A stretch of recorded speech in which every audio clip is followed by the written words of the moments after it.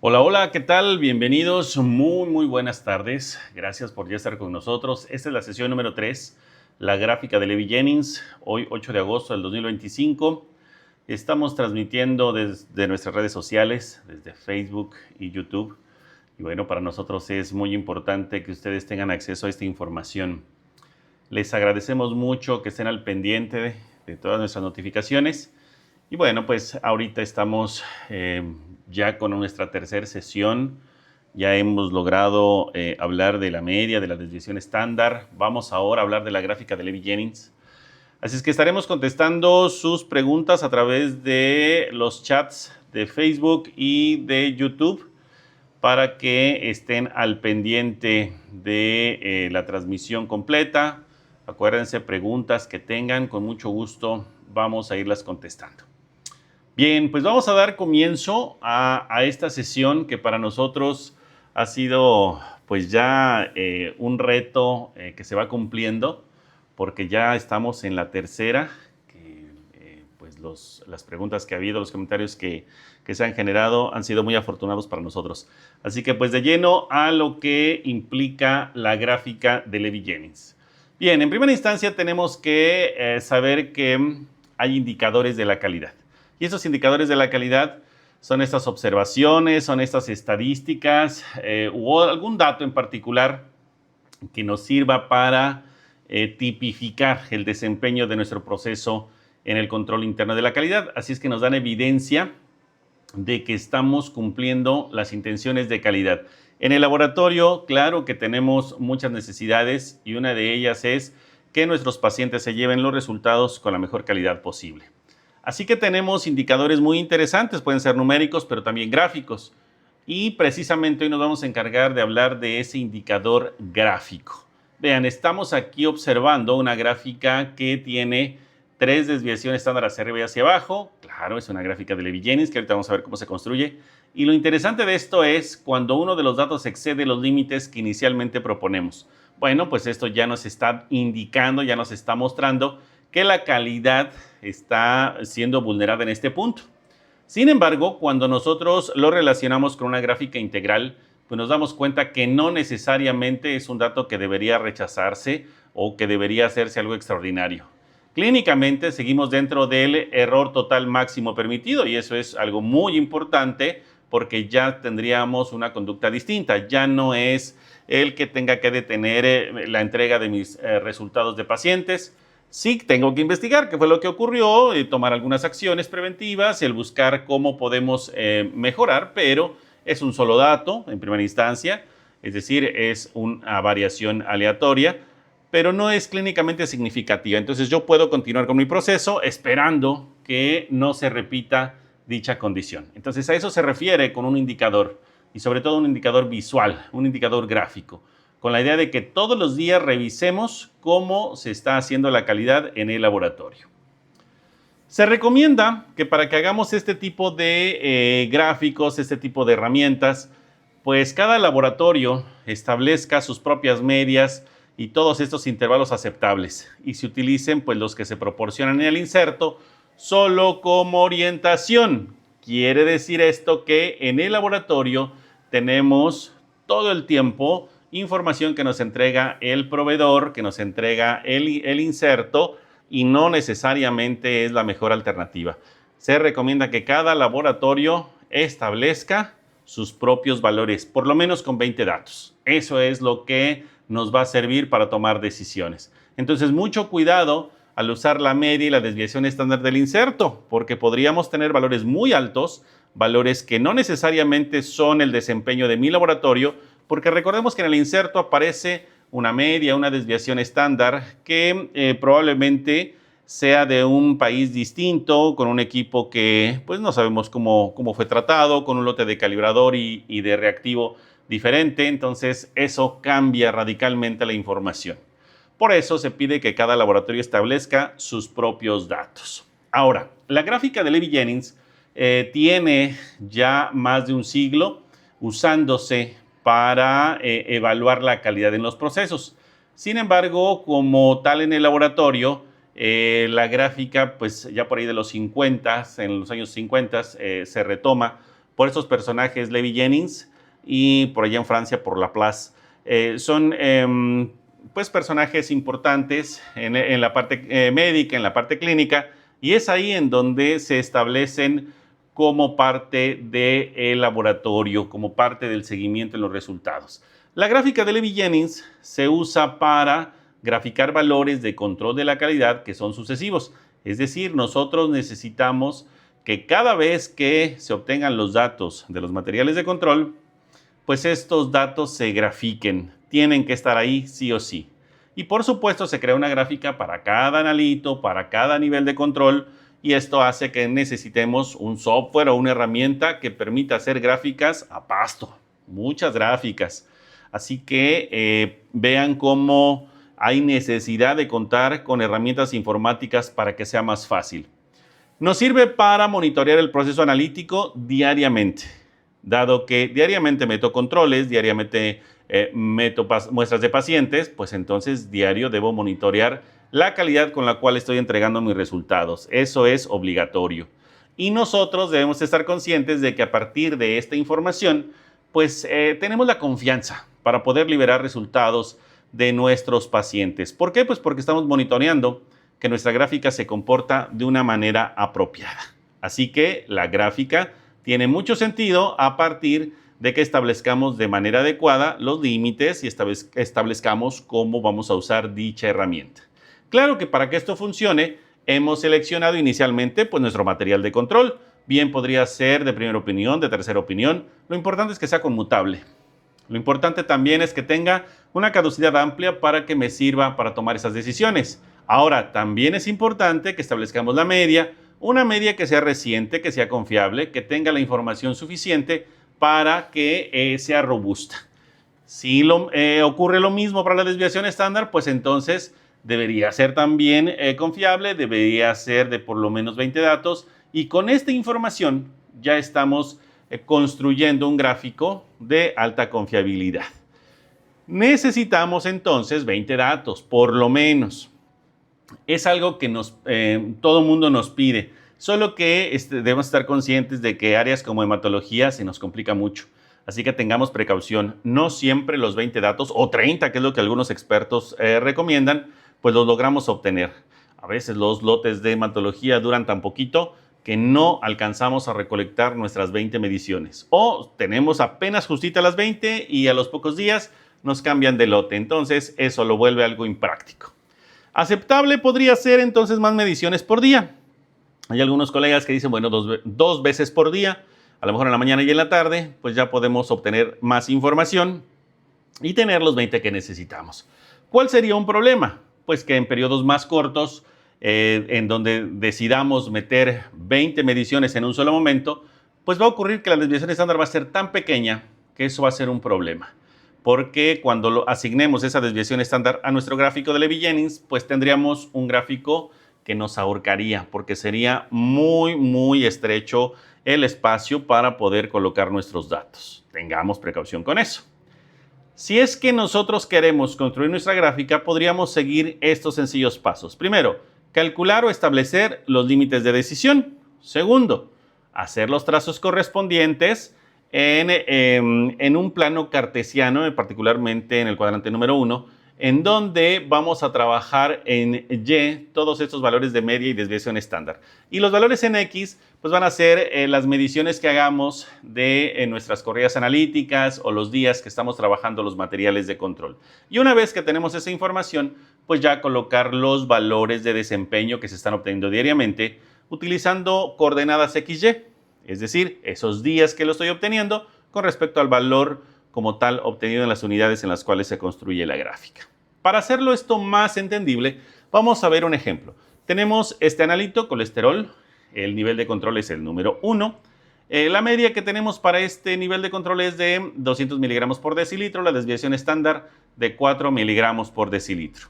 Cuando nosotros decimos establecer límites, se está refiriendo a que a la media le voy a adicionar y a restar la desviación estándar. Entonces, si nosotros hacemos ese ejercicio, nos damos cuenta de que 200 más 4, 200 más 8, 200 más 12 y luego 200 menos 4, 200 menos 8 y 200 menos 12 nos da estos resultados que están en color azul. Con eso estamos estableciendo nuestros límites de decisión.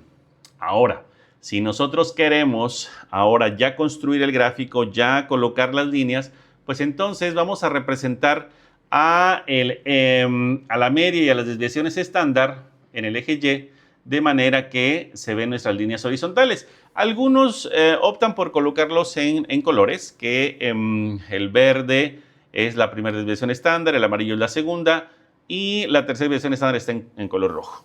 Si este es el asunto, bueno, pues aquí ya tenemos nuestro espacio para construir el espacio en donde vamos a ir ubicando nuestros datos diarios. Estos datos diarios, ya en el tercer paso, provienen de estas coordenadas XY, el número de medición con respecto a el valor que se está obteniendo. Y ya nosotros podríamos ir revisando cómo cada coordenada XY se va ubicando en el gráfico, se va construyendo. Algo que es importante es que cada punto se una con una línea que nos permita ver estos comportamientos. Y aquí lo que estamos visualizando es que la gráfica efectivamente va alternándose, subiendo y bajando con respecto a la media y tiene una respectiva amplitud. Esto quiere decir que la gráfica va a tener un valor de amplitud en términos de desviación estándar, pero también un valor central que es la media. Con esto estamos conjuntando una herramienta muy importante para tomar decisiones, porque a partir de esta gráfica de Levi-Jennings podemos empezar a ver desempeños diarios que sirvan para tomar esas decisiones asertivas.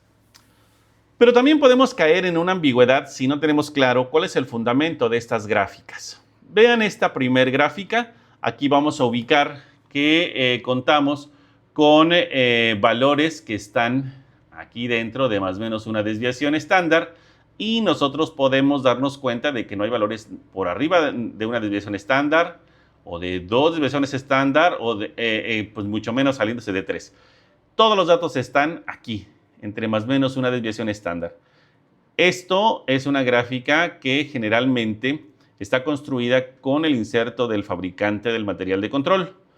Esta es una gráfica que no es adecuada porque nosotros estamos visualizando que todos nuestros datos están solamente entre una desviación estándar. Veamos que la información correcta tendría que estar siempre alrededor de o cubriendo esas 3 desviaciones estándar hacia arriba y hacia abajo. ¿Por qué es esto? ¿Por qué la gráfica de arriba no está bien construida? Porque la distribución normal o gaussiana nos dice que solamente el 68% de los datos tendrían que estar entre más o menos una desviación estándar y entre más o menos 2 el 95%. Es decir, que se vale tener datos por fuera de una desviación estándar e incluso por fuera de 2 desviaciones estándar. Si nosotros regresamos a nuestros gráficos anteriores, nos daremos cuenta que la primera gráfica no cumple con ese criterio. Por lo tanto, estamos visualizando una gráfica mal hecha. ¿Qué está ocurriendo? Pues que casi siempre ocupamos los valores de la desviación estándar que vienen en los insertos. Y eso es un gran problema porque pues nos dan gráficas de esta índole. Un gran detalle es que muchos que no conocen de esta distribución normal o esta distribución gaussiana, pues nos está implicando que creamos que la gráfica está bien y esto no es así. Esto definitivamente está mal elaborado. La gráfica correcta es la de abajo porque es una distribución que corresponde con la campana de Gauss o la distribución normal, ¿vale? Y pues es parte importante de entender cómo se acomodan los datos. De ahí algo importantísimo, 2 desviaciones estándar. A veces se utiliza como límite y a partir de 2 desviaciones estándar se quiere rechazar datos, se quiere repetir procesos, se quiere recalibrar, dar mantenimiento y no es adecuado. ¿Es normal salirse de 2 desviaciones estándar? Sí, claro, hay una proporción porque estamos viendo que aproximadamente el 5% está distribuido en estas 2 colitas que están en extremo derecho e izquierdo. Aquí lo que tenemos que visualizar es que ese 5% representa 5 de cada 100 o 1 de cada 20. Entonces, 1 de cada 20 datos podría estar por fuera de la desviación estándar. Sí, es lo aceptable, es de acuerdo a esta campana de Gauss, es la mejor distribución que se puede tener. Es que estemos conscientes de cómo funcionan estas gráficas para poder hacer una buena interpretación. Bajo ese contexto, entonces, cuando ya vemos estas gráficas, nos damos cuenta de que la distribución más adecuada tiene que ver con la que está acá abajo. Eso es lo que más nos ayuda a tomar decisiones asertivas. Cuando tenemos una gráfica de Levy-Jennings, podemos detectar diferentes tipos de errores o variaciones. Pueden ser nuestros errores aleatorios, que es cualquier desviación respecto a un resultado esperado, y que, bueno, pues se van a presentar estas variaciones de esta manera. Nosotros vamos a tener ciertos datos que suben y bajan, y en algún momento uno de los datos se sale de lo esperado. Al ser un solo dato, tenemos una variación aleatoria. Vemos que hay múltiples datos adicionales que se están comportando bien. Solamente fue este dato. Entonces aquí estamos viendo variaciones o errores aleatorios. Si queremos ver los errores sistemáticos, que ya es un conjunto de datos que empiezan a formar una nueva media, entonces podríamos ver dos escenarios: la tendencia o el desplazamiento. ¿Cuáles son esos? Veamos. Una tendencia indica una pérdida gradual de la confiabilidad del sistema de análisis. Generalmente estos cambios son muy pequeños y entonces lo que vamos viendo es que la información gradualmente va o creciendo o disminuyendo. Entonces, en este sentido, vean cómo la gráfica nos está mostrando esta tendencia ascendente. Y estamos visualizando que la información se está acomodando de manera creciente. Decíamos que puede ir hacia abajo con valores descendentes y entonces también veríamos una tendencia. Hay múltiples circunstancias que pueden generar una tendencia. Bien podría ser el hecho de que se esté degradando el material de control, que esté degradando el reactivo, que tengamos alguna contaminación, en fin, cambios que podrían implicar que gradualmente se va perdiendo la confianza.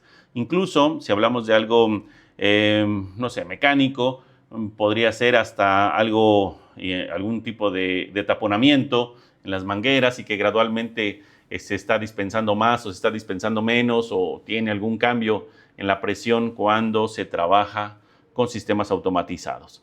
Cualquiera de estas circunstancias que van teniendo cambios graduales los podemos ver en este tipo de tendencias. Ahora, aquí vamos a ver otra cosa importante. Cuando tenemos este tipo de cambios, ya nos está avisando la gráfica que algo ya está dejando de funcionar bien. Están empezando problemas. Si no le hacemos caso a la gráfica antes de que ocurran algunos eventos catastróficos, pues entonces significa que no le estamos poniendo atención a la herramienta. Significa que no la estamos alimentando conforme debe ser. Que probablemente estamos capturando los datos todo el tiempo al finalizar el mes. Lo de todo el mes, ahí lo están capturando. Y no, eso no es adecuado. Esta gráfica se ocupa para que los datos se capturen en tiempo real y se tomen decisiones en tiempo real. Si ustedes lo hacen una vez al mes, si ustedes lo hacen una vez cada 15 días y se enteran de que hace 15 días tuvieron esta tendencia, pues entonces ya entregaron resultados de pacientes con ese problema. Y esperen, si es que en algún momento alguien detecta estas variaciones que sean drásticas, puede venir una demanda, puede venir una queja, si es que algún resultado de paciente no cumplió con lo que se esperaba. Y claro, pues el material de control ya me venía avisando, solo que yo no le puse atención. Cuidado con esos detalles de las tendencias. Si es que nosotros vemos algún desplazamiento, por ejemplo, aquí, bueno, por supuesto hay un pequeño error, es un desplazamiento, es un cambio repentino y finalmente estable en los valores de control y posiblemente en los valores de los pacientes. Entonces aquí nos encontramos con este desplazamiento. ¿Qué significa? Que yo venía trabajando de esta forma y de repente se desplazó, la información se desplazó. Y aquí lo que tenemos es que se formó una nueva media.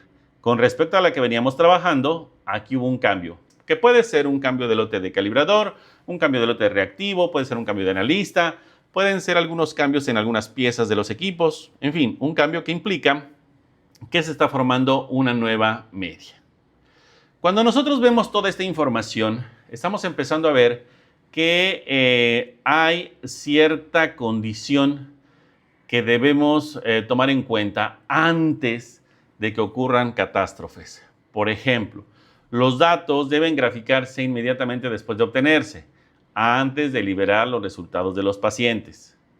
Si nosotros no hacemos esa revisión, si nosotros no hacemos ese gráfico, simple y sencillamente estamos generando un problema porque no lo pudimos detectar y esto es por no haberlos capturado. Generalmente se grafica un valor por cada nivel de control, por corrida. Si se obtuvieran más valores porque tuve que reprocesar el control, dado que hice alguna corrección, algún ajuste, pues entonces todos se grafican. No se saca el promedio, no se omite alguno de ellos, todos se grafican. Todos tienen que estar ahí. Algunos podrían pensar que esa gráfica ya se va a ver fea. Esa gráfica ya tiene un dato que no es adecuado. Tal vez, sin embargo, lo que queremos o para lo cual queremos esta gráfica es para que nos oriente, para que nos ayude a tomar decisiones.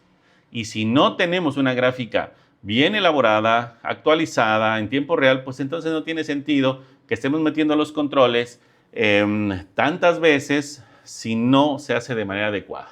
¿Sí? Entonces, tengamos precaución acerca de cómo se hace esta gráfica y cómo nos va a ayudar, pero siempre y cuando lo hagamos bien. Otro punto importante es que los puntos con alarmas no deben eliminarse. Yo comentaba hace un momento que necesitamos tener claro cómo funcionan todos estos datos de alerta. Y aquí tenemos que entrar a dos condiciones. Una, cuando tenemos una alarma verdadera con una causa asignada, seguida de una medida correctiva. ¿Qué significa esto? Una alarma verdadera es cuando nosotros tenemos un sistema que hemos calibrado, que le hemos dado mantenimiento, que el personal está capacitado, que todo el mundo está en orden, que todo el mundo sabe lo que está haciendo. Y entonces cuando se presenta un dato que se sale de lo esperado, ese dato realmente representa una alarma verdadera. No es una cuestión ajena al sistema. Bajo que todo está en control, pues el hecho de que un dato se salga tiene que ver con que hay una alarma verdadera. Y con una causa asignada. Bueno, en este caso estamos pensando en que ya hice un análisis de causa raíz y que tomé una acción para resolver el problema. ¿Qué hago en esta condición? ¿Qué pasa cuando una alarma verdadera con una causa asignada, seguida de una medida correctiva? Pues la consecuencia es que el dato se grafica, se registra el error, pero no se incorpora este valor a la estadística. Se considera como un dato aberrante, se considera como un dato que, bueno, no aberrante, más bien un dato que está fuera de lo esperado, eso sí es cierto, pero no lo tomo en cuenta la estadística porque ya apliqué mi respectiva corrección, mi respectivo ajuste. Entonces se grafica, pero no se incorpora a la estadística. Aquí viene algo interesante. ¿Cómo hacemos un análisis de causa raíz? Porque muchos podrían pensar, pues si ya salió el dato de lo esperado, uno quisiera una receta de cocina y decir, pues entonces automáticamente es calibración, automáticamente es cambio de una pieza. No es así de directo.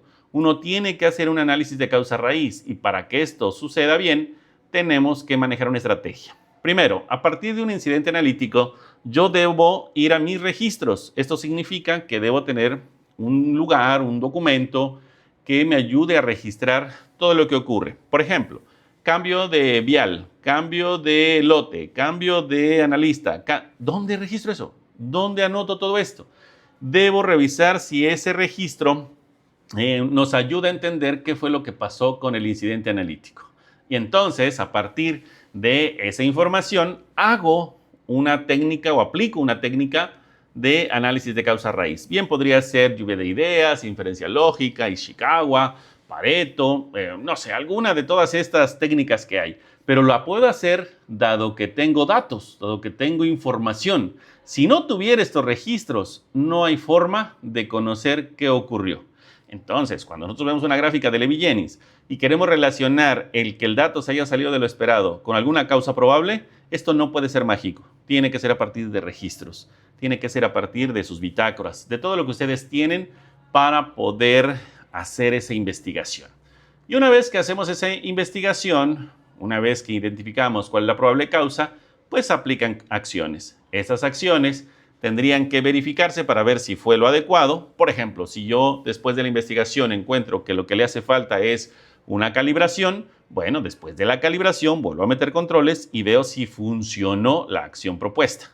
En caso de que sea efectiva esta acción, prácticamente con eso cerramos este pendiente y decimos, bueno, pues entonces este incidente está resuelto. Si no fuera así, que la efectividad de la acción no se pudo comprobar, tendría que regresarme a identificar cuál es la probable causa. a lo mejor no hice bien el análisis, probablemente no hice bien las cosas en términos de investigación, tal vez no tengo tantos registros, tal vez la información no es fidedigna. Entonces tendría que retomar desde ahí y nuevamente hacer esa implementación de acciones, verificar la efectividad de dichas acciones hasta poder resolver. Esta sería la mejor manera en la que yo pueda utilizar toda esta información pues, para tomar buenas decisiones. El otro escenario de las gráficas de Levy-Jennings es que una alarma sin causa asignada de medida correctiva, su consecuencia es que el dato se grafica y este sí se suma a la estadística. Este sí va a implicar que nosotros tengamos coeficientes de variación más grandes, desviación estándar más grandes, y esto tiene sus implicaciones, porque ya va a haber una alerta, ya va a haber datos que se salen de lo esperado, ya sean numéricos o gráficos, pero finalmente se va a anotar y de eso se trata. Eso es lo que queremos. Para eso estamos buscando que una gráfica nos permita visualizar que los datos están dentro o fuera de lo esperado. Así es como tendríamos que actuar cada vez que usemos nuestras gráficas de Levy-Jennings.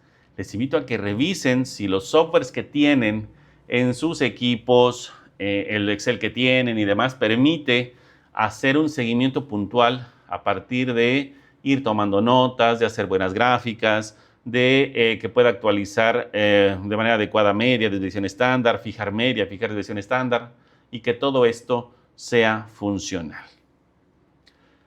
Reflexionemos para cerrar esta condición teórica. Primero, revisamos diariamente nuestras gráficas. Es una condición de cultura que estamos revisando diariamente gráficas. Una vez que encontramos variaciones en las gráficas, ¿hacemos algún análisis de causa o de causas probables? ¿Por qué consideramos que es importante lo que hace el software, tanto de mi equipo como el software que yo tengo, a lo mejor el Excel que tengo, para elaborar estas gráficas? ¿Por qué será importante? Bueno, pues definitivamente las respuestas a estas preguntas van a darnos pie a que caigamos en cuenta de la trascendencia de contar con un software especializado para hacer buenas gráficas, interpretar de manera correcta los datos y hacer seguimiento puntual a las acciones. Si no contamos con este tipo de herramientas, se nos va a complicar primero la elaboración, pero después el seguimiento, el análisis. Y esto definitivamente no nos lo podemos permitir. Tenemos que trabajar con herramientas informáticas que sean adecuadas. Así que tendremos que hablar de Sigma Control para que veamos cómo, a través de esta herramienta, se construyen las gráficas de Levy-Jennings. Ya estamos en Sigma Control y para ello, bueno, pues vamos a hacer una revisión de nuestras diferentes áreas. Vamos a entrar al área de hematología. Vamos a ver cómo tenemos nuestros diferentes instrumentos, nuestros lotes de nuestros controles.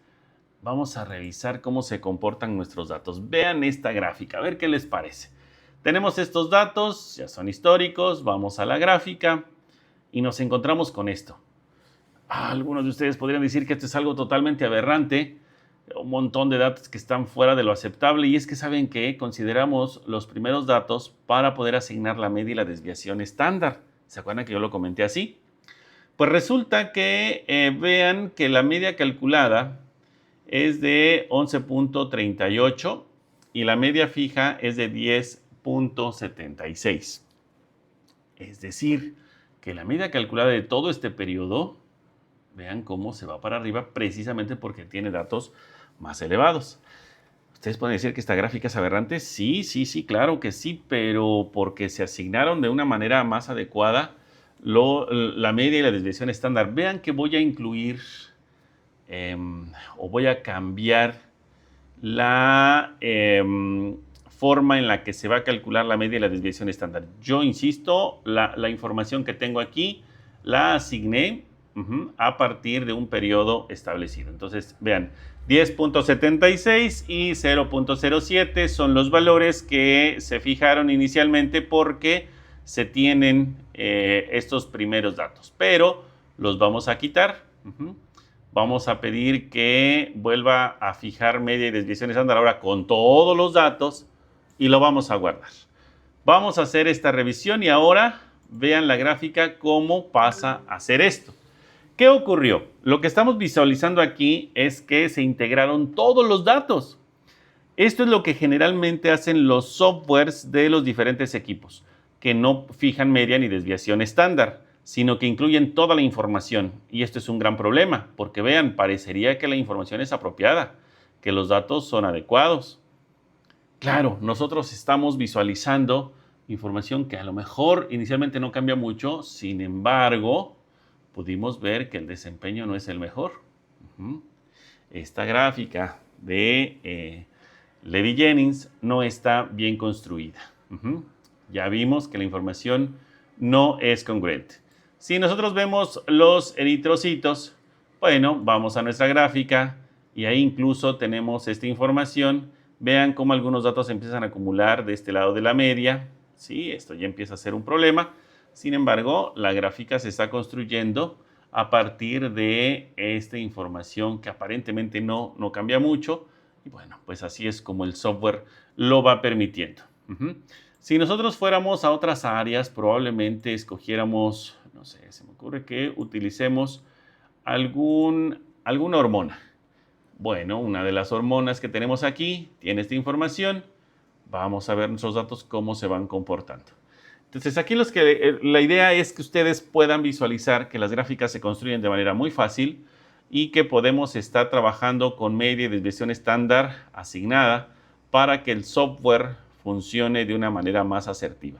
Y podemos tener diferentes áreas aquí, podemos tener diferentes métodos en donde podemos visualizar cómo se está comportando. Por ejemplo, tenemos HIV que es un analito complicado porque tiene valores por abajo de la unidad, los negativos, y apenas por arriba los positivos. Entonces podemos ver gráficas que vean cómo se comportan para el nivel 1, que en este caso es negativo, pues para el nivel 2, que es un positivo débil, y este es un poco más, bueno, de hecho se parecen mucho.